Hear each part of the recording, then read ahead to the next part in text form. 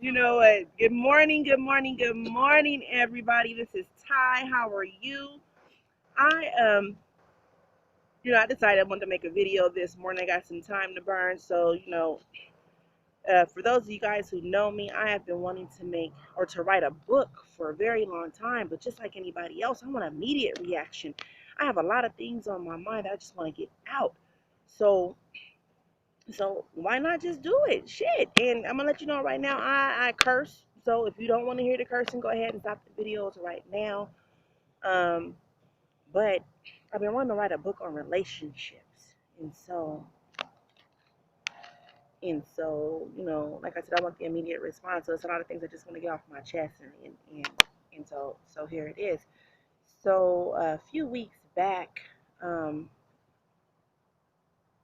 I noticed that there was a yearning for some things. So the topic of discussion is going to be companionship.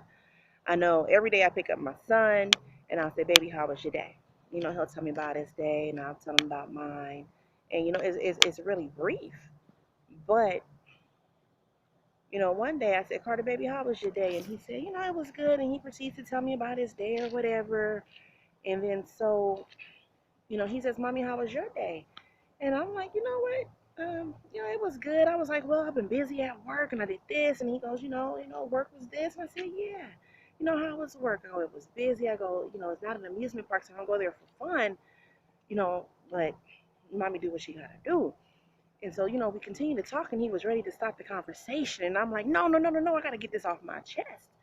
And so from that conversation, I realized that there was a yearning and a lack of that companionship. So I started to look it up. And companionship you know, is really about how we commune with people and how we deal with our feelings. And it's about being a friend. And it's about talking. And so that's been one of the things, that I've been wanting to talk about.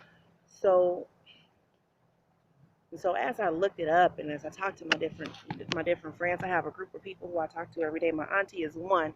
Hi, Auntie Stacy. And we talk about men and we talk about the things that they do and the things that they don't do. And I talk to my girlfriends at work and we talk about our dudes and we discuss those things. And we just have some intellectual dialogue and it's good to get off the chest. But sometimes you want it from a dude. Sometimes you want it from your man. You want your man to say, "Baby, how was your day?" And you want him to listen. And so if you don't have that, you got to really start to be self-reflective and figure out, why your relationship isn't the way it is. Why you can't even come home and talk to your dude. Why you can't have a text conversation or, a video chat or, why are you not getting what it is? So you got to be reflective of yourself and you got to figure out what it is that you have done and what you've allowed and how you start a relationship is how it's in. People say that all the time and I'm a firm believer.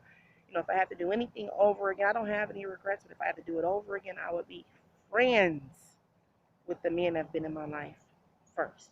And I've tried it a few times, and some of those friendships have become long lasting friendships. Some of those, friendships turned into relationships, and some of those relationships end up being marriages, and some of the marriages have been divorced and then married again and divorced twice. And, you know, um, but I take it all as a learning lesson. So, I had to become self-reflective and figure out what was it about Ty that Ty allowed, certain things to happen. Why is it that my man doesn't talk to me? Why is it that, I got to look for this companionship, from my dog or from my girlfriends or,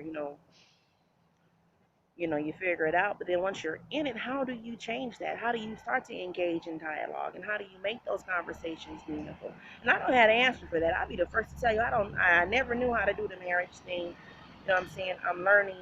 You know, I'm learning as we go. I am a work in progress, but I can tell you a little bit about dating. I love dating. And, I think it's fun, especially internet dating, because you get to, there's a couple of things, and we'll go into that later. But with every friendship, you learn a little bit more, and every trial, you learn a little bit more, and you do things a little bit different. I remember back on MySpace, I had this up, and it's on my Facebook page. Never pass up the opportunity to love. I never wanted to be one of those bitter women that blamed a man for everything. Oh, this man ain't no good. Oh, he did this, he did that. Well, bitch, damn, you allowed that motherfucker to do the shit. You put yourself in a position to to accept the dumb shit that he did. When he fucked up once, you should have nipped that shit in the bud, and you didn't. And so now, as a result, you living with your unhappiness. you know, and you walking around here and that unhappiness in your relationship is becoming unhappiness in your friendships and unhappiness at home and unhappiness at work. And you know, my mom is good for saying, you know, clutter on the inside, you know, it's clutter on, or clutter on the outside is clutter on the inside. So that can go for your nasty house, that can go for your purse, that can go for your room, that can go for your desk at work. And you know, it really is about just being self-reflective and kind of figuring out, you know, what's going on the inside of you. What are you mad about? What is unresolved? And I can tell you, for me, I'm a runner. You know, I feel like I've always had options, and you could blame that on my mother because she told me pretty girls don't make ugly faces, honey. And this right here is not an ugly face, and that has in turn, you know, told me that, you know, it ain't never about the looks, and it is not. You know, it just gave me some self confidence to where I felt like if my situation wasn't going the way that I wanted it to go, that I can always change it. That I always had options, whether I was 300 pounds, 200 pounds, 199. You know, I always felt like there was a man for me, whether I had one kid or three kids. I've never been that one person to be like, oh, woe is me. You know, I'm never gonna find a man. Now, any woman that tells you that she don't need a man is a motherfucking lie. We were not put here on earth to be by ourselves. You know what I'm saying? And I don't want to start preaching, and I don't want to get into, in any scripture, but a lot of things that we go through can be traced back to, into some biblical lessons or whatever. But anyway, so all this to say, you got to start to reflect on yourself. And if you're looking for companionship, you got to dig deep and figure out what it is that you want. You got to figure out, you got to look at the relationship you're in or the relationship you want. And you got to start setting those standards, ladies. You know what I'm saying? So I just thank you. This is my first little test run. I was trying to get the angle right, got the sun in my face. I can see the makeup is on fleek. But this is it. So that's your 7 minutes.